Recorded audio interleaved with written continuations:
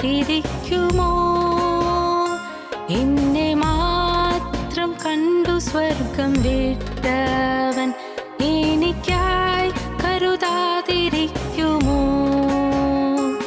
എനിക്കായി സ്വപുത്രനെ തന്നവൻ തൻ കൂടെല്ലാം നൽകാതിരിക്കുമോ? എന്നെ മാത്രം കണ്ടു സ്വർഗം വിട്ടവൻ എനിക്കായി കരുതാതിരിക്കുമോ? ഹല്ലേലൂയ സ്വർഗ്ഗത്തിൽ മുഴങ്ങട്ടെ, ഹല്ലേലൂയ എൻ ഹൃദയത്തിൽ ഉയരട്ടെ. ക്രൂശൻ സ്നേഹം മാത്രം എൻ്റെ ഉള്ളത്തിൽ കീർത്തനമായെന്നും നിലനിൽക്കട്ടെ. ഹല്ലേലൂയ സ്വർഗ്ഗത്തിൽ മുഴങ്ങട്ടെ, ഹല്ലേലൂയ എൻ ഹൃദയത്തിൽ ഉയരട്ടെ. ക്രൂശൻ സ്നേഹം മാത്രം എൻ്റെ ഉള്ളത്തിൽ കീർത്തനമായെന്നും നിലനിൽക്കട്ടെ.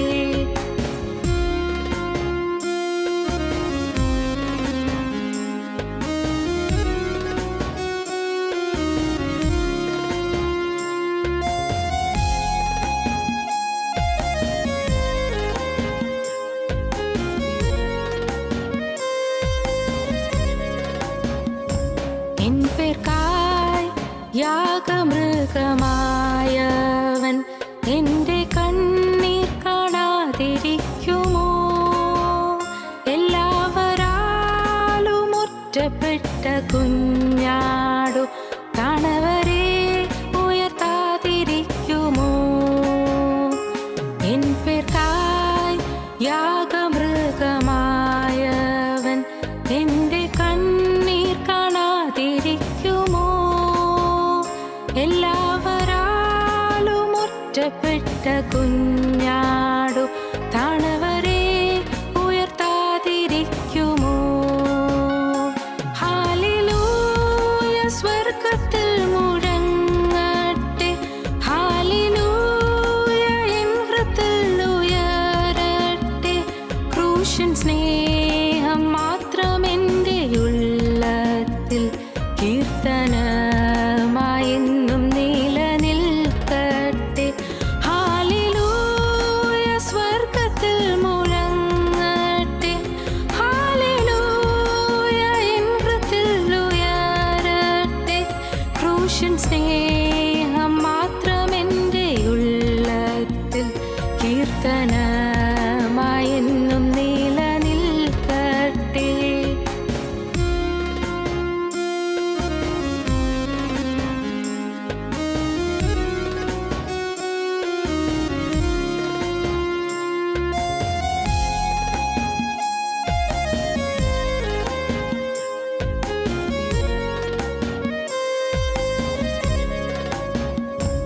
ഏറ്റം വ്യസനപുത്രനായിരുന്ന എഫേസിന്റെ അതിരുകൾ വിശാലമാക്കിയോൻ, ഇസഹാക്കിനായൊരാട്ടുകൊറ്റനെ കരുതിയോൻ എനിക്കായി കരുതാതിരിക്കുമോ? ഏറ്റം വ്യസനപുത്രനായിരുന്ന എഫേസിന്റെ അതിരുകൾ വിശാലമാക്കിയോൻ, ഇസഹാക്കിനായൊരാട്ടുകൊറ്റനെ കരുതിയോൻ എനിക്കായി കരുതാതിരിക്കുമോ? ഹല്ലേലൂയ സ്വർഗ്ഗത്തിൽ മുഴങ്ങട്ടെ, ഹല്ലേലൂയ എൻ ഹൃദയത്തിൽ ഉയരട്ടെ. ക്രൂശൻ സ്നേഹം മാത്രം എൻ്റെ ഉള്ളത്തിൽ കീർത്തനമായെന്നും നിലനിൽക്കട്ടെ. ഹല്ലേലൂയ സ്വർഗ്ഗത്തിൽ മുഴങ്ങട്ടെ, ഹല്ലേലൂയ എൻ ഹൃദയത്തിൽ ഉയരട്ടെ. ക്രൂശൻ സ്നേഹം മാത്രം എൻ്റെ ഉള്ളത്തിൽ കീർത്തനമായെന്നും നിലനിൽക്കട്ടെ. ഞങ്ങളും ക്രൂശിക്കപ്പെട്ട ക്രിസ്തുവിനെ പ്രസംഗിക്കുന്നു. ദൈവ തിരുനാമത്തിൻ്റെ മഹത്വം ഉണ്ടാകട്ടെ. ഉൽപ്പത്തി പുസ്തകം 24 അധ്യായം 63 വാക്യം മുതൽ. വൈകുന്നേരത്ത് ഇസ്ഹാക്ക് ധ്യാനിപ്പാൻ വെളിമ്പ്രദേശത്ത് പോയിരുന്നു. അവൻ തലപൊക്കി നോക്കി ഒട്ടകങ്ങൾ വരുന്നത് കണ്ടു. റിബേക്കയും തലപൊക്കി ഇസ്ഹാക്കിനെ കണ്ടിട്ട് ഒട്ടകപ്പുറത്തുനിന്ന് ഇറങ്ങി. അവൾ ദാസനോട്, വെളിമ്പ്രദേശത്ത് നമ്മെ എതിരേറ്റ് വരുന്ന പുരുഷൻ ആര് എന്ന് ചോദിച്ചതിന്, എൻ്റെ യജമാനൻ തന്നെ എന്ന് ദാസൻ പറഞ്ഞു. ഉൽപ്പത്തി പുസ്തകം 24 അധ്യായം ഈ ഒടുവിലത്തെ ഭാഗത്തേക്ക് വരുമ്പോൾ യേശുക്രിസ്തുവിൻ്റെ രണ്ടാമത്തെ വരവിൻ്റെ നിഴലായ പ്രസ്താവനകളാണ് നാം കാണുന്നത്. ക്രിസ്തുവിൻ്റെ രണ്ടാമത്തെ വരവ്. വെളിമ്പ്രദേശത്ത് ഒരു പുരുഷൻ എതിരേറ്റ് വരുന്നു. സ്വന്തം കൂടാരത്തിൽ നിന്നിറങ്ങി മരുഭൂമിക്കരികെ വെളിമ്പ്രദേശത്ത് ഒരു പുരുഷനിതാ എതിരേറ്റ് വരുന്നു. കർത്താവായ യേശുക്രിസ്തു സ്വർഗീയ രാജാസനത്തിൽ നിന്ന് ഇറങ്ങി മധ്യാകാശം വരെ വരുന്നതിൻ്റെ വ്യക്തമായ ചിത്രീകരണമാണ്, ക്രിസ്തുവിൻ്റെ പുനരാഗമനത്തിൻ്റെ ചിത്രമാണ് ഇവിടെ പരിശുദ്ധാത്മാവ് വരച്ച് കാണിച്ചു തരുന്നത്. യേശുക്രിസ്തു പിതാവിൻ്റെ സന്നിധിയിൽ നിന്ന് പിതാവിൻ്റെ വലത്തുഭാഗത്തിരിക്കുന്ന പുത്രൻ തമ്പുരാൻ പിതാവിൻ്റെ വലഭാഗത്ത് നിന്ന് ഈ ഭൂമിയിലേക്ക് എഴുന്നള്ളി വരുന്നു. പക്ഷേ ഈ ഭൂമിയിലേക്ക് വന്ന് കാൽ ചവിട്ടുന്നില്ല. മധ്യാകാശം വരെ വരുന്നു, വെളിമ്പ്രദേശം വരെ മാത്രം വരുന്നു. വെളിമ്പ്രദേശത്ത് നമ്മെ എതിരേറ്റ് വരുന്ന പുരുഷനാര്? അത് എൻ്റെ യജമാനൻ തന്നെ. റിബേക്ക ദൂരെ നിന്ന് തലപൊക്കി നോക്കി ഒരു പുരുഷൻ എതിരേറ്റ് വരുന്നത് അവൾ കണ്ടു. നാളുകളായി അവൾ എലിയാസാറിൻ്റെ കൂടെ യാത്ര ചെയ്ത് വരികയായിരുന്നു. ഇപ്പോൾ ആ യാത്രയുടെ ഏതാണ്ട് പരിസമാപ്തിയോടടുത്ത് വരുന്നു. ഇസ്ഹാക്കിനോട് അടുത്ത് വരികയാണ്. ഇസ്ഹാക്കിൻ്റെ കൂടാരത്തോടടുത്ത് വരികയാണ്. കഷ്ടപ്പാട് നിറഞ്ഞ യാത്രയായിരുന്നു. വെള്ളത്തിന് പലപ്പോഴും വിഷമിച്ചുള്ള യാത്രയായിരുന്നു. ദാഹിച്ചു വലഞ്ഞിട്ടുള്ള യാത്രയായിരുന്നു. മരുപ്പറമ്പിലൂടെയുള്ള യാത്രയായിരുന്നു. മണലാരണ്യത്തിലെ പൊതഞ്ഞു കിടക്കുന്ന ആ മണൽത്തരികളിൽ ഉയർന്നു വരുന്നതായ കഠിനമായ ഉഷ്ണതാപമേറ്റ് വലഞ്ഞുകൊണ്ടുള്ള യാത്രയായിരുന്നു. വെയിലേറ്റ് വാടുന്ന യാത്രയായിരുന്നു. ഉഷ്ണക്കാറ്റേറ്റ് വലയുന്ന യാത്രയായിരുന്നു. കഷ്ടപ്പാട് നിറഞ്ഞ യാത്രയായിരുന്നു. ഈ യാത്രയിൽ അതിൻ്റെ അസമാപ്തിയിലേക്ക് വരുമ്പോൾ അവൾ നോക്കി ദൂരെ ഒരു പുരുഷനെതിരേറ്റ് വരുന്നു. അവൾ ചോദിച്ചു, ആരാണ് വരുന്നത്? ആ വരുന്നത് ആരാണ്? വെളിമ്പ്രദേശത്ത് നമ്മെ എതിരേറ്റ് വരുന്ന പുരുഷൻ ആര്? അതിൻ്റെ യജമാനൻ തന്നെ. മോളെ, നീ ഇത്രയും ദിവസം നീ കഷ്ടപ്പെട്ട് യാത്ര ചെയ്തില്ലേ? ഞാനൊരാളെക്കുറിച്ച് എന്നോട് പറഞ്ഞില്ലേ? നീ ആരെ തേടിയാണോ വരുന്നത്? ആർക്ക് വേണ്ടിയാണോ വരുന്നത്? നീ ആരെ തേടിയാണോ പുറപ്പെട്ടത്? ആരെ ആഗ്രഹിച്ചും താല്പര്യപ്പെട്ടുമാണോ നീ നിൻ്റെ അപ്പനെയും അമ്മയെയും സഹോദരനെയും വിട്ട് പുറപ്പെട്ടത്? ദൂരെ നിൻ്റെ ദുർഭവനത്തിൽ നീ പുറപ്പെട്ടത് ആർക്ക് വേണ്ടിയാണോ? കുഞ്ഞേ, ആ എൻ്റെ യജമാനാണ്, ആ ഇസ്ഹാക്കാണ് വെളിമ്പ്രദേശത്ത് എതിരേറ്റ് വരുന്നത്. ദൈവത്തിന് സ്തോത്രം. വളരെ മനോഹരമായൊരു ചിത്രമാണത്. കഷ്ടപ്പാട് നടന്ന യാത്ര അവസാനത്തോടെ എടുക്കുകയാണ്. എൻ്റെ പ്രിയപ്പെട്ടവരെ, നമ്മുടെ ജീവിതത്തിലും നമുക്കുമുണ്ട് കഷ്ടപ്പാടുകൾ, അല്ലേ? തീർച്ചയായിട്ടും കഷ്ടപ്പാടുകളുണ്ട്. നമുക്കുമുണ്ട് രോഗങ്ങൾ, നമുക്കുമുണ്ട് വേദനകൾ, നമുക്കുമുണ്ട് പ്രതിസന്ധികൾ. എത്രയെത്ര പ്രശ്നങ്ങളിലൂടെയാണ് ഓരോ ദിവസം കഴിഞ്ഞു കൂടുന്നത്. പണത്തിന് ഞെരുക്കം കൊണ്ട് വലയുന്നവരില്ലേ? കടത്തിൽ മുങ്ങി വിഷമിക്കുന്നവരില്ലേ? ഓരോ പ്രശ്നങ്ങളിൽപ്പെട്ട് മനസ്സ് നൊന്ത് വിങ്ങി കഴിയുന്നവരില്ലേ? എത്രയോ പേര്. ഒരുപക്ഷെ ഈ വാക്കുകളെ കേൾക്കുന്ന നിങ്ങൾ അനേകം പേര് ഉള്ളു നീറിപ്പുകഞ്ഞ് കഴിയുന്നവരായിരിക്കും. ഉമിത്തി നീറുന്നതുപോലെ നീറി എരിഞ്ഞെരിഞ്ഞ് വലഞ്ഞ് വിഷമിക്കുന്നവരായിരിക്കും. എന്നാൽ ഇതിന് പരിസമാപ്തിയുണ്ട്, ഇതിൻ്റെ അറുതിയുണ്ട്, ഇതിൻ്റെ അവസാനമുണ്ട്. നമ്മുടെ കർത്താവായ യേശു വീണ്ടും വരും. നമുക്കൊരു നല്ല പ്രത്യാശകരമായ ഭാവിയുണ്ട്. യേശു വീണ്ടും വരും. ഇവിടെ കണ്ണുനീരേ ഉള്ളൂ, ഇവിടെ ദുരിതമേ ഉള്ളൂ, ഇവിടെ എതിർപ്പുകളേ ഉള്ളൂ, ഇവിടെ പോരാട്ടമേ ഉള്ളൂ, ഇവിടെ ശത്രുത്വമേ ഉള്ളൂ, ഇവിടെ തെറ്റിദ്ധാരണയേ ഉള്ളൂ, ഇവിടെ ആക്ഷേപങ്ങളും പരിഹാസമേ ഉള്ളൂ, ഇവിടെ നിന്ദകളും ദുഷികളുമേ ഉള്ളൂ. പ്രിയപ്പെട്ടവരെ, ഇവിടെ ആപത്തുകളും അത്യാഹിതങ്ങളുമുണ്ട്. എന്നാൽ ഇതാ നമുക്ക് ഇതിനെല്ലാം ഒരു അറുതിയുണ്ട്. കർത്താവായ യേശു വീണ്ടും വരും. അതാണ് മഹത്വകരമായ പ്രത്യാശ. തീത്തോസിൻ ലേഖനത്തിൽ അപ്പോസ്തലനായ പൗലോസ് പറയും ഭാഗ്യകരമായ പ്രത്യാശ എന്ന്. ഈ മഹത്വകരമായ പ്രത്യാശ ഭാഗ്യകരമായ പ്രത്യാശയാണ്. എന്താണ് ഭാഗ്യകരമായ പ്രത്യാശ? യേശു വീണ്ടും വരുമെന്നുള്ളത്, കണ്ണുനീര് തോരുമെന്നുള്ളത്, ദുരിതങ്ങൾ തീരുമെന്നുള്ളത്, ഈ യാതനകൾ മാറുമെന്നുള്ളത്, ജീവിതത്തിൽ ഇനിയും സന്തോഷകാലങ്ങൾ ലഭിക്കുമെന്നുള്ളത്, നമുക്കൊരു വിശ്രമം കിട്ടുമെന്നുള്ളത്. ഇന്ന് വിശ്രമമില്ലാതെ പണിയെടുക്കുന്നു, ഇന്ന് അധ്വാനിക്കുന്നു, അധ്വാനിച്ചിട്ടും കയ്യിലൊന്നും നിൽക്കുന്നില്ല, കൈ ചോർന്നു പോകുന്നു. സമ്പാദിക്കുന്നുണ്ട്, ഒന്നും കയ്യിൽ നിൽക്കുന്നില്ല, നമുക്ക് പണം തികയുന്നില്ല, നമ്മുടെ ആവശ്യത്തിന് മതിയാകുന്നില്ല, ആവശ്യഭാരങ്ങളിൽ അഴലുകയാണ്, വിഷമിക്കുകയാണ്. ഇന്ന് കൈ ചോർന്നു പോകുന്നു. പ്രിയപ്പെട്ടവരെ, അധ്വാന ഫലം നമുക്ക് അനുഭവിക്കാൻ കഴിയാതെ അത് അന്യൻ കൊണ്ടുപോകുന്നു. പലതും നഷ്ടങ്ങൾ സംഭവിക്കുന്നു, കഷ്ടങ്ങൾ സംഭവിക്കുന്നു. എന്നാൽ ഇതിനെല്ലാം ഒരവസാനമുണ്ട്, ഒരാശ്വാസകാലമുണ്ട്. ഭാഗ്യകരമായ പ്രത്യാശ, യേശു വീണ്ടും വരും. കണ്ണുനീര് തുടയ്ക്കുന്നൊരു ദിവസമുണ്ട്, നിത്യമായി ആനന്ദം അലതല്ലുന്നൊരു ദിവസമുണ്ട്, നിത്യസന്തോഷം ആരംഭിക്കുന്നൊരു ദിവസമുണ്ട്. യേശു വീണ്ടും വരും. വെളിം പ്രദേശത്ത് നമ്മെ എതിരേറ്റു വരുന്ന പുരുഷൻ ആര് എന്ന് അവൾ ചോദിച്ചു. അത് എൻ്റെ യജമാനൻ തന്നെ എന്ന് ദാസൻ മറുപടി പറഞ്ഞു. ഏലിയാസാർ മറുപടി പറഞ്ഞു. പ്രിയപ്പെട്ടവരെ, നമ്മുടെ വായിക്കുന്നൊരു വാക്യമുണ്ട്, വൈകുന്നേരത്ത് ഇസ്ഹാക്ക് ധ്യാനിപ്പാൻ വെളിം പ്രദേശത്ത് പോയിരുന്നു. ആ വൈകുന്നേരത്ത് എന്ന വാക്ക് ഞാൻ എൻ്റെ വേദപുസ്തകത്തിൽ അടിയിൽ നിന്ന് വരച്ചു വെച്ചു. ഇസ്ഹാക്ക് വരുന്നത് വൈകുന്നേര സമയമാണ്. ഈവൻ ടൈഡ് എന്നാണ് ഇംഗ്ലീഷ്. ഈവൻ ടൈഡ്, വൈകുന്നേര സമയം. ഇരുള് പരന്നു തുടങ്ങിയിരിക്കുന്നു. യേശുവിൻ്റെ വരവ് ഇരുള് പരക്കുന്ന നാഴികയാണ്. യേശുവിൻ്റെ വരവ് ലോകം ഇരുളാകുന്നൊരു സമയമാണ് എന്ന് പറഞ്ഞാൽ നിങ്ങൾക്ക് എന്താണ് മനസ്സിലായത്? ഇവിടെ രാത്രിയാണ് യേശു വരുന്നതാണോ പറഞ്ഞത്? അല്ല പ്രിയരെ, അല്ല.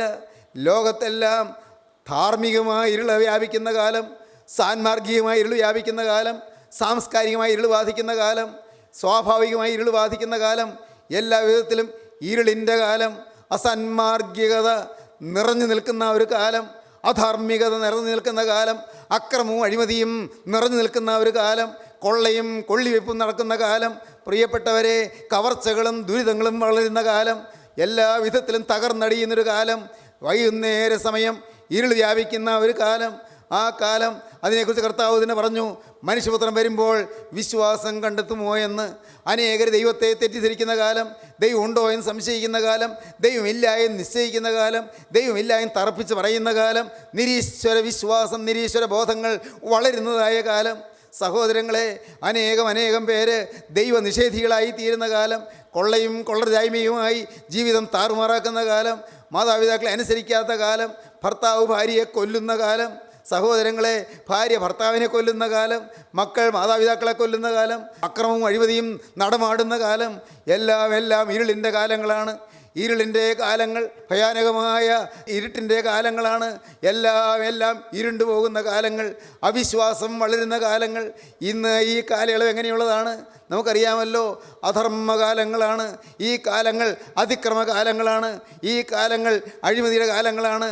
എവിടെയുണ്ട് നീതി? എവിടെയുണ്ട് സത്യം? സുവിശേഷം പറയുന്നവർ പോലും ജീവിതത്തിൽ വ്യക്തമായ നിബന്ധനകളില്ലാതെ, തത്വദീക്ഷയില്ലാതെ, വ്യക്തമായ കാഴ്ചപ്പാടില്ലാതെ, ആത്മീയമായ അവബോധമില്ലാതെ സുവിശേഷം പേരിന് പറഞ്ഞുകൊണ്ട് നടക്കുന്നതായ കാലം. സുവിശേഷകന്മാരെ കുറ്റം പറഞ്ഞു തോന്നല്ലേ പ്രിയപ്പെട്ടവരെ. അനേകം സുവിശേഷ വേലകൾ പോലും അധപ്പതിച്ചിരിക്കുന്ന കാലം.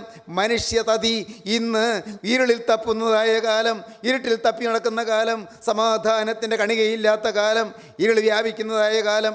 യേശു വരാറായിരിക്കുന്നു. അധർമ്മം നിറയുന്ന കാലം. അന്ത്യകാലത്ത് അധർമ്മം പെരുകും. അന്ത്യകാലത്ത് ദുർഘട സമയങ്ങൾ വരും.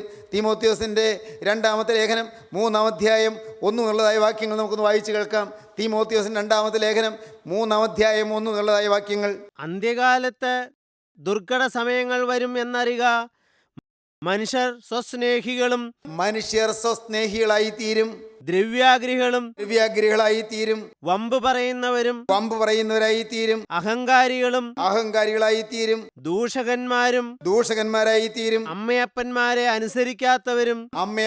അനുസരിക്കാത്തവരായി തീരും, നന്ദി കെട്ടവരായി തീരും, അശുദ്ധരായി തീരും, വാത്സല്യമില്ലാത്തവരും വാത്സല്യമില്ലാത്തവരായിത്തീരും, ഇണങ്ങാത്തവരും ഇണങ്ങാത്തവരായിത്തീരും, ഏഷണിക്കാരും ഭക്ഷണിക്കാരായിത്തീരും. അജിതേന്ദ്രിയന്മാരും കാലത്ത് അനേകര് അവയവങ്ങളുടെ മേൽ നിയന്ത്രണമില്ലാത്തവരായിത്തീരും, അജിതേന്ദ്രിയന്മാരായിത്തീരും. ഉഗ്രന്മാരും അന്ത്യകാലത്ത് ഉഗ്രന്മാരായിത്തീരും, സൽഗുണദ്വേഷികളും സൽഗുണദ്വേഷികളായിത്തീരും, ദ്രോഹികളും ദ്രോഹികളായിത്തീരും, ദാസ്യക്കാരും അഹങ്കാരികളായിത്തീരും, നിഗളുകളുമായി ദൈവപ്രിയമില്ലാതെ പ്രിയമില്ലാതെ ഭോഗപ്രിയരായി ഭോഗങ്ങളിൽ പ്രിയമുള്ളവരായി ഭക്തിയുടെ വേഷം ധരിച്ച് ഭക്തിയുടെ വേഷം ഉണ്ടായിരിക്കും, ഭക്തിയുടെ വേഷം ധരിച്ച് അതിന്റെ ശക്തി ത്യജിക്കുന്നവരുമായിരിക്കും. ശക്തി ത്യജിക്കുന്നവരുമായിരിക്കും. അന്ത്യകാലത്ത് ദുർഘട സമയങ്ങൾ വരും, അവസാന കാലം. ഇതെല്ലാം ഒത്തുവന്നിരിക്കുന്ന കാലമാണ്. റോമർക്ക് എഴുതിയ ലേഖനം 1-ാം അധ്യായത്തിൽ അപ്പോസ്തലനായ പൗലോസ് പറയുന്നു ചില കാര്യങ്ങൾ വളരെ വേദനാകരമായ കാര്യങ്ങളാണ്. നമുക്ക് നോക്കാം അന്ത്യകാലത്ത് ആ കാലത്തെക്കുറിച്ച് അപ്പോസ്തലനായ പൗലോസ് റോമർ ലേഖനം 1-ാം അധ്യായത്തിൽ പറയുന്നത് 24-ാം വാക്യം മുതൽ നമുക്ക് വായിക്കാം. അതുകൊണ്ട് ദൈവം അവരെ തങ്ങളുടെ ഹൃദയങ്ങളിലെ മോഹങ്ങളിൽ സ്വന്തം ശരീരങ്ങളെ തമ്മിൽ തമ്മിൽ അപമാനിക്കേണ്ടതിന് അശുദ്ധിയിൽ ഏൽപ്പിച്ചു. സ്വന്തം ശരീരങ്ങളെ തമ്മിൽ തമ്മിൽ അവമാനിക്കേണ്ടതിന് അശുദ്ധിയിൽ ഏൽപ്പിക്കപ്പെട്ടതായ ഒരു സമൂഹം. അശുദ്ധി ഏറ്റവും ഹീനമായ കൊള്ളരുതായ്മ, ലൈംഗികമായ ഏറ്റവും വലിയ ആഭാസകരമായ ജീവിതം. ദൈവത്തിന്റെ സത്യം അവർ വ്യാജമാക്കി മാറ്റിക്കളഞ്ഞു. സൃഷ്ടിച്ചവനേക്കാൾ സൃഷ്ടിയെ ഭജിച്ച് ആരാധിച്ചു. സൃഷ്ടിച്ചവനേക്കാൾ സൃഷ്ടിയെ ഭജിച്ച് ആരാധിക്കുന്ന കാലം. സാത്താന്യ സേവകൾ, പ്രിയപ്പെട്ടവരെ, സാത്താന്യ സേവ എന്ന് പറയുന്ന സമ്പ്രദായങ്ങൾ നമ്മുടെ കേരളക്കരയിലും ധാരാളമായി വ്യാപിച്ചു വരുന്നുവെന്ന് നിങ്ങളും വായിച്ചു കാണുമല്ലോ, നിങ്ങളും കണ്ടു കാണുമല്ലോ. എന്താണ് പറഞ്ഞത്? സാത്താന്യ സേവ, ഏറ്റവും ഹീനമായ അസാൻമാർഗികത്വം, ബ്ലാക്ക് മാസ് എന്ന് പറയുന്ന കറുത്ത കുർബാനകൾ, സാത്താനെ ആരാധിക്കുന്നതായ മേള താളങ്ങളോടുകൂടിയ വാദ്യവിശേഷങ്ങളോടുകൂടിയ സംഗീത വിരുന്നുകൾ, വലിയ ആഘോഷങ്ങൾ, ചാട്ടവും ഓട്ടവും മറിച്ചിലും എല്ലാ വിധത്തിലുള്ളതായ ആളുകളെ ആകർഷിക്കുന്ന, മനുഷ്യരെ വശീകരിക്കുന്ന രീതിയിലുള്ളതായ സമ്പ്രദായങ്ങളുള്ളതായ ആത്മീയത്തിൻ്റെ പേരിൽ വരുന്നതായ അനാത്മീയമായ കാര്യങ്ങൾ. അടുത്തത് 26-ാം വാക്യം. അതുകൊണ്ട് ദൈവം അവരെ അവമാന രാഗങ്ങളിൽ ഏൽപ്പിച്ചു. അവമാന രാഗങ്ങളിൽ ഏൽപ്പിക്കപ്പെട്ടവര്. അവരുടെ സ്ത്രീകൾ സ്വാഭാവിക ഭോഗത്തെ സ്വഭാവ വിരുദ്ധമാക്കി കളഞ്ഞു. സ്ത്രീകൾ സ്വാഭാവിക ഭോഗത്തെ സ്വഭാവ വിരുദ്ധമാക്കി കളഞ്ഞു. അവണ്ണം പുരുഷന്മാരും സ്വാഭാവിക സ്ത്രീഭോഗം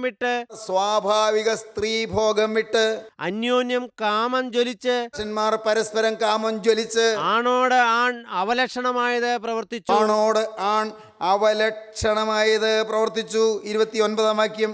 അവർ സകല അനീതിയും ദുഷ്ടതയും അത്യാഗ്രഹവും ദുർബുദ്ധിയും നിറഞ്ഞവർ. ഈ ഈവൻറ്റൈഡ് എന്ന് പറയുന്ന ഇരുൾ പകർന്ന കാലം.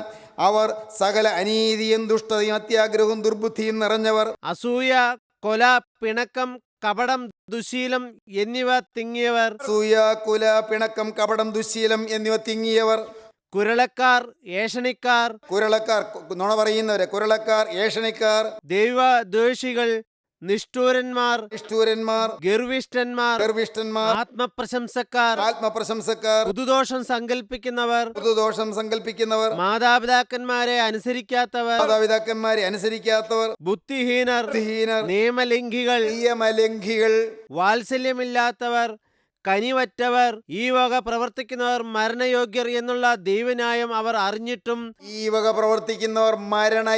എന്നുള്ള ദൈവിക പ്രമാണം അറിഞ്ഞിട്ടും അവയെ പ്രവർത്തിക്കുക മാത്രമല്ല പ്രവർത്തിക്കുന്നവരിൽ പ്രസാദിക്കുകയും കൂടെ ചെയ്യുന്നു. എല്ലാം ചെയ്യുന്നവരിൽ പ്രസാദിക്കുകയും ചെയ്യുന്ന ഒരു തലമുറ. അന്ത്യകാലം. ആ അന്ത്യകാലം അത് ഇരുൾ വരുന്ന കാലമാണ്, ഇരുൾ വ്യാപിച്ചിരിക്കുന്ന കാലമാണ്. സകല നീതിയും സകല സത്യവും സകല ന്യായവും എല്ലാം ഉപേക്ഷിക്കുന്ന കാലമാണ്. അതിനെക്കുറിച്ച് കൊരിന്ത്യർ ലേഖനത്തിൽ പറയുന്നു. അപ്പോസ്തലനായ പൗലോസ് കൊരിന്ത്യർക്ക് എഴുതിയ 1-ാമത്തെ ലേഖനം 6-ാം അധ്യായം 6-ാം അധ്യായത്തിന് 9-ാം വാക്യം മുതൽ വായിക്കാം. 1 കൊരിന്ത്യർ 6:9 മുതൽ. അന്യായം ചെയ്യുന്നവർ ദൈവരാജ്യം അവകാശമാക്കുകയില്ല എന്ന് അറിയുന്നില്ലയോ? അന്യായം ചെയ്യുന്നവര് നിങ്ങളെ തന്നെ വഞ്ചിക്കാതിരിപ്പിൻ. ദുർനടപ്പുകാർ, വിഗ്രഹാരാധികൾ, വ്യഭിചാരികൾ, സ്വയഭോഗികൾ, പുരുഷകാമികൾ, കള്ളന്മാർ, അത്യാഗ്രഹികൾ, മദ്യപന്മാർ, വാവിഷാണക്കാർ, ദുഷിക്കുന്നവർ, പിടിച്ചുപറിക്കുന്നവർ എന്നിവർ ദൈവരാജ്യം അവകാശമാക്കുകയില്ല. ഇങ്ങനെയുള്ളതായ സ്വഭാവം വരുന്നത് എന്തിൽ നിന്നാണ് എന്ന് അപ്പോസ്തലനായ പൗലോസ് ഗലാത്യ ലേഖനം 5-ാം അധ്യായം 19-ാം വാക്യത്തിൽ പറയുന്നു. ഗലാത്യ ലേഖനം 5-ാം അധ്യായത്തിൽ അപ്പോസ്തലനെക്കുറിച്ച് പറയുന്നു. നമുക്ക് വായിക്കാം. എന്തിൽ നിന്നാണ് ഇത് വരുന്നത് എന്ന് അപ്പോസ്തലൻ പറയുന്നു. ജഡത്തിന്റെ പ്രവൃത്തികളോ ദുർനടപ്പ്, അശുദ്ധി, ദുഷ്കാമം, വിഗ്രഹാരാധന, ആഭിചാരം, പക, പിണക്കം, ജാരശങ്ക, ക്രോധം, ശാഠ്യം, ദ്വന്ദ്വപക്ഷം, ഭിന്നത, അസൂയ, മദ്യപാനം, വെറിക്കൂത്ത് മുതലായവ എന്ന് വെളിവാകുന്നു. ഇതെല്ലാം അന്ത്യകാല ലക്ഷണങ്ങൾ. സഹോദരങ്ങളെ, അന്ത്യകാലത്ത് ദുരുപദേശങ്ങളും ഉണ്ടാകും, ദുരുപദേഷ്ടക്കന്മാരുണ്ടാകും. ഈവൻറ്റൈഡ്, ഇരുൾ തകർന്നതായ കാലം. പത്രോസിൻ്റെ 2-ാമത്തെ ലേഖനം 2-ാം അധ്യായം 1-ാം വാക്യം മുതൽ 2 പത്രോസ് 2:1 മുതൽ അന്ത്യകാലത്ത് ദുരുപദേശം പ്രസ്താവിക്കുന്നവരെ എഴുന്നേറ്റ് വരും. നോക്കാം. എന്നാൽ കള്ളപ്രവാചകന്മാരും ജനത്തിന്റെ ഇടയിൽ ഉണ്ടായിരുന്നു. കള്ളപ്രവാചകന്മാരുണ്ടായിരുന്നു. അങ്ങനെ നിങ്ങളുടെ ഇടയിലും ദുരുപദേഷ്ടാക്കന്മാരുണ്ടാകും. അവർ നാശകരമായ മതഭേദങ്ങളെ നുഴയിച്ച്, നാശകരമായ പല അഭിപ്രായങ്ങളെ ആളുകളുടെ ഹൃദയത്തിലേക്ക് നുഴയിച്ച് കയറ്റും. തങ്ങളെ വിലയ്ക്ക് വാങ്ങിയ നാഥനെ തള്ളിപ്പറഞ്ഞ് തങ്ങൾക്ക് തന്നെ ശീഘ്രനാശം വരുത്തും. തങ്ങളെ വിലയ്ക്ക് വാങ്ങിയ കർത്താവായ യേശുവിനെ തള്ളിപ്പറയുന്നവര് മാത്രമല്ല, തങ്ങൾക്ക് തന്നെ ശീഘ്രനാശം വരുത്തും. വീണ്ടും അവരുടെ ദുഷ്കാമ പ്രവൃത്തികളെ പലരും അനുകരിക്കും. അവരുടെ ദുഷ്കാമ പ്രവൃത്തികളെ, അതും ആത്മീയത്തിൻ്റെ പേരിൽ നടക്കുന്നതായ പല കാര്യങ്ങളും ആയതുകൊണ്ട് പലരും അനുകരിക്കും. അവർ നിമിത്തം സത്യമാർഗം ദുഷിക്കപ്പെടും. അവർ ദ്രവ്യാഗ്രഹത്തിൽ കൗശലവാക്ക് പറഞ്ഞ് നിങ്ങളെ വാണിഭമാക്കും, നിങ്ങളെ വിൽപ്പന ചരക്കാക്കും. പ്രിയപ്പെട്ടവരെ, ആത്മീയം വിൽപ്പന ചരക്കാക്കുന്ന കാലം, ആത്മീയ പ്രവർത്തനങ്ങൾ ധനാഗമ മാർഗമാക്കുന്ന കാലം. സഹോദരീ സഹോദരങ്ങളെ, ഇന്ന് ഈ വാക്കുകളെ കേൾക്കുമ്പോൾ നിങ്ങൾ ചിന്തിക്കൂ. ഒരു ഈവൻറ്റൈഡ് വന്നിരിക്കുന്നു, ഒരു വൈകുന്നേര സമയം വന്നിരിക്കുന്നു, എല്ലാം ഇരുണ്ട് വന്നിരിക്കുന്നു, എല്ലാം ഇരുള് വ്യാപിച്ചു വന്നിരിക്കുന്നു. എന്താണ് മനസ്സിലാകുന്നത്? സത്യമാർഗം ദുഷിക്കപ്പെടുന്ന കാലം. സത്യം ഏതാണെന്ന് അറിയാൻ വയ്യാതെ മനുഷ്യർ അമ്പരപ്പിലായി ഉഴലുന്ന കാലം. എല്ലാം കേൾക്കുന്നു, ഏതാണ് സത്യം? എല്ലാം നാം പ്രസംഗങ്ങളിൽ കേൾക്കുന്നു, നാം പുസ്തകങ്ങൾ വായിക്കുന്നു. ഏതാണ് സത്യം? സത്യം തിരിച്ചറിയാൻ പറ്റുന്നില്ല. സത്യം തിരിച്ചറിയാൻ പറ്റാതെ മനുഷ്യർ തപ്പി നടക്കുന്നതായ കാലം. ഇരുള് വ്യാപിച്ചു വരുന്നു, ഒന്നും ക്ലിയർ ആകുന്നില്ല. ഇരുട്ട് കൂടി വരുന്നു, മനുഷ്യഹൃദയം ഇരുണ്ടു പോകുന്നു. മനുഷ്യഹൃദയം എല്ലാ വിധത്തിലും സംസ്കാരമില്ലാത്തതായി തീരുന്നു, സ്നേഹമില്ലാത്തതായി തീരുന്നു, പരസ്പര വിശ്വാസമില്ലാത്തതായി തീരുന്നു, പരസ്പരം കരുണയില്ലാത്തതായി തീരുന്നു. മനുഷ്യഹൃദയം അത് വക്രമായി വളഞ്ഞ വഴിയിലേക്ക് തിരിയുന്നു. എന്നാൽ പ്രിയപ്പെട്ടവരെ, ഈ വൈകുന്നേര സമയത്ത് ഇസ്ഹാക്ക് വെളിമ്പ്രദേശത്തേക്ക് ഇറങ്ങി വരികയാണ്. എൻ്റെ കരുണയുള്ള കർത്താവിന് സ്തോത്രം. വൈകുന്നേര സമയത്ത് ഇസ്ഹാക്ക് വെളിമ്പ്രദേശത്തേക്ക് ഇറങ്ങി വരികയാണ്. കർത്താവായ യേശു വീണ്ടും വരാറായിരിക്കുന്നു. യേശു വീണ്ടും വരും. ചിലർ താമസമെന്ന് വിചാരിക്കുന്നത് പോലെ കർത്താവ് തൻ്റെ വാഗ്ദത്തം നിവർത്തിപ്പാൻ താമസിക്കുന്നില്ല. ആരും നശിച്ചു പോകാതെ എല്ലാവരും മാനസാന്തരപ്പെടുവാൻ അവൻ ഇച്ഛിച്ച് നിങ്ങളോട് ദീർഘക്ഷമ കാണിക്കുന്നതേ ഉള്ളൂ. കർത്താവിൻ്റെ ദിവസമോ കള്ളനെ പോലെ വരും. അന്ന് ആകാശം കൊടുമുഴക്കത്തോടെ ഒഴിഞ്ഞു പോകും, മൂലപദാർത്ഥങ്ങൾ കത്തി അഴിയുകയും ഭൂമിയും അതിലുള്ള പണികളും വെന്തുപോകുകയും ചെയ്യും. ദൈവത്തിന് സ്തോത്രം. പ്രിയപ്പെട്ടവരെ, ആരും നശിച്ചു പോകരുത്. ദൈവത്തിന് ആഗ്രഹമുണ്ട്. ആരും നശിച്ചു പോകാതെ എല്ലാവരും മാനസാന്തരപ്പെടുവാൻ അവൻ ഇച്ഛിച്ച് നിങ്ങളോട് ദീർഘക്ഷമ കാണിക്കുന്നതേ ഉള്ളൂ. കർത്താവ് അവസരം നീട്ടിത്തരികയാണ്. ഇന്ന് ഈ വാക്കുകൾ നിങ്ങൾ കേട്ടുകൊണ്ടിരിക്കുമ്പോൾ നിങ്ങൾ ചിന്തിക്കൂ, നാളെ ഒരു ദിവസം ദൈവത്തിൻ്റെ വചനം കേൾക്കാൻ ഇടയാകുന്നതിന് മുൻപ് ഞാൻ ഈ ഭൂമിയിൽ നിന്ന് മാറ്റപ്പെടുമോ? കർത്താവേ, ഞാൻ ഈ ഭൂമിയിൽ നിന്നും നീങ്ങിപ്പോകുമോ? നാളെ ഒരു ദിവസം എൻ്റെ കർത്താവേ, ഞാൻ ഈ ശുശ്രൂഷയ്ക്ക് വരുന്നതിന് മുൻപ്, ദൈവത്തിൻ്റെ വചനം കേൾക്കുന്നതിന് മുൻപ് യേശു വീണ്ടും വരുമോ? എനിക്ക് അറിഞ്ഞുകൂടല്ലോ. കർത്താവേ, നിൻ്റെ വരവിന് വേണ്ടി എനിക്ക് ഒന്നൊരുങ്ങണം. നിൻ്റെ വരവിന് വേണ്ടി എനിക്കൊന്ന് വിശുദ്ധീകരണം അനുഭവിക്കണം. നിങ്ങളെത്ര വിശുദ്ധ ജീവിതവും ഭക്തിയുമുള്ളവരായിരിക്കേണ്ടതാണ് എന്നാണ് അപ്പോസ്തലനായ പത്രോസ് പറയുന്നത്. പത്രോസിൻ്റെ 2-ാമത്തെ ലേഖനം 3-ാം അധ്യായം നമുക്ക് വായിക്കാം. 9-ാം വാക്യം വായിക്കാം. ചിലർ താമസം വിചാരിക്കുന്നത് പോലെ കർത്താവ് തൻ്റെ വാഗ്ദത്തം നിവർത്തിപ്പാൻ താമസിക്കുന്നില്ല. പലരും വിചാരിക്കുന്നു യേശുവിൻ്റെ വരവിന് ഇനിയും താമസമുണ്ടെന്ന് വിചാരിക്കുന്നു. ചിലർ താമസം എന്ന് വിചാരിക്കുന്നത് പോലെ കർത്താവ് താൻ വരുമെന്നുള്ള വാഗ്ദത്തം നിവർത്തിപ്പാൻ താമസിക്കുന്നില്ല. ആരും നശിച്ചു പോകാതെ എല്ലാവരും മാനസാന്തരപ്പെടുവാൻ അവൻ ഇച്ഛിച്ച് നിങ്ങളോട് ദീർഘക്ഷമ കാണിക്കുന്നതേ ഉള്ളൂ. കർത്താവിൻ്റെ ദിവസമോ കള്ളനെ പോലെ വരും. അന്ന് ആകാശം കൊടുമുഴക്കത്തോടെ ഒഴിഞ്ഞു പോകും, മൂലപദാർത്ഥങ്ങൾ കത്തി അഴിയുകയും ഭൂമിയും അതിലുള്ള പണികളും വെന്തുപോകുകയും ചെയ്യും. ഇങ്ങനെയൊക്കെയും അഴിവാനുള്ളതായിരിക്കിയാൽ ആകാശം ചുട്ടഴിയുവാനും മൂലപദാർത്ഥങ്ങൾ വെന്ത് ഉരുകുവാനുമുള്ള ദൈവ ദിവസത്തിൻ്റെ വരവ് കാത്തിരുന്നും ബന്ധപ്പെടുത്തിയും കൊണ്ട് നിങ്ങൾ എത്ര വിശുദ്ധ ജീവിതവും ഭക്തിയുമുള്ളവരായിരിക്കണം, എത്ര വിശുദ്ധ ജീവിതമുള്ളവരായിരിക്കണം, എത്ര ഭക്തിയുള്ളവരായിരിക്കണമെന്നാണ് അപ്പോസ്തലനോട് പ്രബോധിപ്പിക്കുന്നത്. സഹോദരങ്ങളെ, 1-ാം നൂറ്റാണ്ടിൽ തന്നെ അപ്പോസ്തലനായ പത്രോസ് പ്രബോധിപ്പിച്ചു. ഇന്നും ഇതാ നൂറ്റാണ്ടുകൾ പിന്നിട്ടു. ഇന്നും അതേ വാക്കുകൾ നമ്മുടെ മുന്നിൽ ദൈവത്തിൻ്റെ പരിശുദ്ധാത്മാവ് വരച്ച് കാണിച്ചു തരികയാണ്. നിങ്ങൾ എത്ര വിശുദ്ധ ജീവിതവും ഭക്തിയുള്ളവരായിരിക്കണം. മണവാളിനിതാ എഴുന്നള്ളി വരാറായിരിക്കുന്നു. അവൻ വെളിപ്രദേശത്തേക്ക് ഇറങ്ങി വരാറായിരിക്കുന്നു. മണവാട്ടി ഒരുങ്ങി യാത്ര ചെയ്ത് മണവാളിനോട് സമീപിക്കേണ്ട കാലമായിരിക്കുന്നു. ഏലിയാസാർ മണവാട്ടി ഒരുക്കി യാത്ര പുറപ്പെട്ടിരിക്കുന്നു. പ്രിയപ്പെട്ടവരെ, നിങ്ങളും ചേർന്നില്ല എന്ന് വരരുത്. നിങ്ങൾ ഈ മണവാട്ടി സഭയിൽ അംഗമായി തീർന്നില്ല എന്ന് വരരുത്. പ്രിയപ്പെട്ടവരെ, അതിന് നിങ്ങളൊരു പൈസയും മുടക്കണ്ട. ക്രിസ്തുവിൻ്റെ മണവാട്ടി സഭയിൽ ചേരുന്നതിന് ഒരു സംഭാവനയും കൊടുക്കണ്ട, ആർക്കും ഒരു പൈസയും കൊടുക്കണ്ട. നിങ്ങളതിന് ഒരു സഭയും മാറണ്ട. നിങ്ങളതിനു വേണ്ടി യാതൊരു പുറമേയുള്ളതായ ബാഹ്യമായ മാറ്റങ്ങളൊന്നുമില്ല വേണ്ടത്. നിങ്ങളുടെ സ്വഭാവം മാറും. ക്രിസ്തു നിങ്ങളുടെ ഹൃദയത്തിൽ വരും. ക്രിസ്തു നിങ്ങളുടെ സ്വഭാവം മാറ്റും. ക്രിസ്തു നിങ്ങളുടെ ജീവിതത്തെ വിശുദ്ധീകരിക്കും. നിങ്ങളുടെ പാപപ്രവണതകൾ മാറും, പാപ സ്വഭാവം മാറും, നിങ്ങളുടെ കോപശീലം മാറും, നിങ്ങളുടെ വാശിയും വഴക്കും വൈരാഗ്യവും പിണക്കവും മാറും, നിങ്ങളുടെ ഹൃദയത്തിലെ ഈർഷ്യയും അസൂയയും മാറും, നിങ്ങളുടെ സ്വാർത്ഥതയും അഹങ്കാരവും മാറും. പ്രിയപ്പെട്ടവരെ, നിങ്ങളുടെ ഹൃദയത്തിലേക്ക് യേശു വന്ന് വാസം ചെയ്യും. ഇന്ന് ഇത് കേട്ടുകൊണ്ടിരിക്കുമ്പോൾ തന്നെ, ഇപ്പോൾ തന്നെ നിങ്ങൾക്ക് യേശുവിനെ ഹൃദയത്തിലേക്ക് സ്വീകരിക്കാം. യേശുവിനെ നിങ്ങൾക്ക് ക്ഷണിക്കാം. യേശുവിനെ നിങ്ങൾക്ക് എതിരേൽക്കാം. യേശുവേ, എൻ്റെ നാഥ, ഇപ്പോൾ എൻ്റെ ഹൃദയത്തിലേക്ക് ഇത് എഴുന്നള്ളി വരണമേ. എൻ്റെ സകല പാപവും പോക്കുവാൻ കുരിശിൽ മരിച്ച രക്ഷക, നീ എൻ്റെ ഹൃദയത്തിലേക്ക് എഴുന്നള്ളി വരണമേ.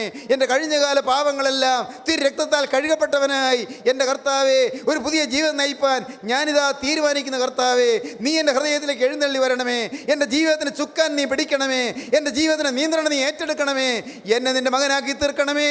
എന്നെ നിൻ്റെ മകളാക്കി തീർക്കണമേ. നാഥാ, നീ എൻ്റെ ഹൃദയത്തിലേക്ക് എഴുന്നള്ളി വരണമേ. യേശുവേ, നീ എൻ്റെ ഹൃദയത്തിലേക്ക് എഴുന്നള്ളി വരണമേ. എന്നെ നീ കൈക്കൊള്ളണമേ. എന്നെ സ്വീകരിക്കണമേ. എൻ്റെ പേര് ഇപ്പോൾ തന്നെ ജീവൻ്റെ പുസ്തകത്തിൽ എഴുതി ചേർക്കണമേ. സ്വർഗരാജ്യത്തിൻ്റെ അവകാശം എനിക്ക് തരണമേ. യേശു വീണ്ടും വരുമ്പോൾ പറന്നുയരുന്ന വിശുദ്ധന്മാരുടെ നിരയിൽ പറക്കുവാൻ എനിക്ക് വിശുദ്ധ ജീവിതം തരണമേ. എന്നെ അനുഗ്രഹിക്കണമേ. നമുക്ക് പ്രാർത്ഥിക്കാം. സ്നേഹവാനേ, മഹാകാരുണ്യവാനായ ഞങ്ങളുടെ സ്വർഗീയ പിതാവേ, ഈ നല്ല സമയത്തിനായി സ്തോത്രം, തിരുവചനങ്ങൾക്കായി സ്തോത്രം. വചനം കേട്ട എല്ലാവരെയും എൻ്റെ നാഥ തൃക്കരം നീട്ടി ആശീർവദിക്കണമേ. കർത്താവേ, ഓരോരുത്തരെയും അവരുടെ ഹൃദയ സങ്കടങ്ങൾ മാറ്റി സമാധാനവും ശാന്തിയും നൽകി അനുഗ്രഹിക്കണമേ എന്ന് പ്രാർത്ഥിക്കുന്നു. എല്ലാവരെയും കൃപയിൽ പൊതിയണമേ കർത്താവേ. അത് രണ്ടാമത്തെ വേണ്ടി എല്ലാവരെയും ഒരുക്കണമേ കർത്താവേ. വിശുദ്ധിയുടെ ഒരു തലമുറ എഴുന്നേറ്റ് വരുവാൻ കർത്താവേ ഞങ്ങൾക്ക് എല്ലാവർക്കും ഭാഗ്യം നൽകണമേ, അനുഗ്രഹിക്കണമേ. യേശുക്രിസ്തുവിൻ്റെ സ്നേഹം നിറഞ്ഞ നാമത്തിൽ തന്നെ. ആമീൻ. ഹല്ലേലൂയ.